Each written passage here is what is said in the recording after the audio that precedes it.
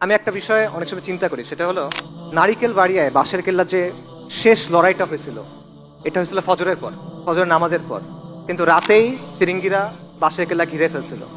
আমি যেটা চিন্তা করি সেটা হলো, এই লড়াইটার আগে তিতুমীর রহিমউল্লাহ কি চিন্তা করতেছিলেন? তিনি তো বুঝে ফেলছেন যে লড়াই করতে হবে, শাহাদাতের সংকল্প করে ফেলছেন। তখন উনি কি চিন্তা করতেছিলেন? ফজরের নামাজে দাঁড়ানোর আগে উনি কি চিন্তা করতেছেন? এটা আমার প্রায় মনে হয় শাহাদাতের কথা যেহেতু আসছে, ডেফিনেটলি উনি আল্লাহর কথা চিন্তা করছেন, আল্লাহ দিদারের কথা চিন্তা করছেন, আখেরাতের কথা চিন্তা করছেন, কবরের সওয়াল জবাবের কথা চিন্তা করছেন, হাউজে কাউসারের কথা চিন্তা করছেন, নিশ্চিতভাবে, অবশ্যই। বাট এর বাইরে আর কি চিন্তা করছেন তিনি? তিনি কি ভবিষ্যতের কথা ভাবছেন কিনা?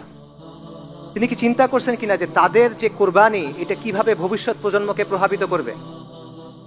তিনি কি এটা ভাবছেন কিনা যে তারা যে রক্ত দিচ্ছেন, তারা রক্ত দিবেন, কিন্তু এই রক্তের স্রোত শতাব্দী থেকে শতাব্দীতে প্রভাবিত হবে।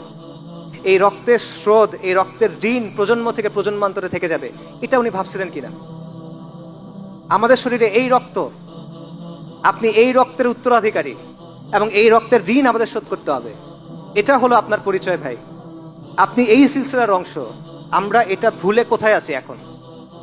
চিন্তা করে দেখেন, ওনারা যদি দেখতো যে এত কুরবানির পর আজকে মুসলমানের ছেলেরা কাফেরদের অনুকরণ করতেছে, তারা মুশরিকদের অনুকরণ করতেছে, তাদের কাছে আসলে কেমন লাগতো? চিন্তা করে দেখেন যে তারা যদি দেখতে, ওদের কথা বাদ দেন, যারা দিনের কথা বলে, যারা দিনকে বিজয়ী করার স্বপ্ন দেখে, তাদের আচার আচরণের মধ্যে নবী সাল্লাল্লাহু আলাইহি ওয়াসাল্লামের সুন্নাত নাই, তাদের আদব আখলাকের মধ্যে নবী সাল্লাল্লাহু আলাইহি ওয়াসাল্লামের সুন্নাত নাই, দিনের জন্য সিরিয়াসনেস নাই, খালি জজবা আছে, সাময়িক উত্তেজনা আছে, এটা যদি তারা দেখতেন, তাদের কাছে কেমন লাগতো?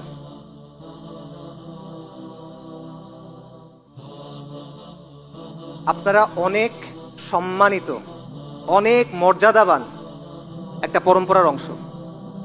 আমরা অনেক মর্যাদাবান একটা সিলসিলার অংশ। আমরা অনেক বড় গৌরবের উত্তরাধিকারী, কিন্তু এটা আমরা বুঝি না, এটা আমরা উপলব্ধি করি না। এই জিনিসটা ভাই আমরা উপলব্ধি করার জন্য চেষ্টা করি।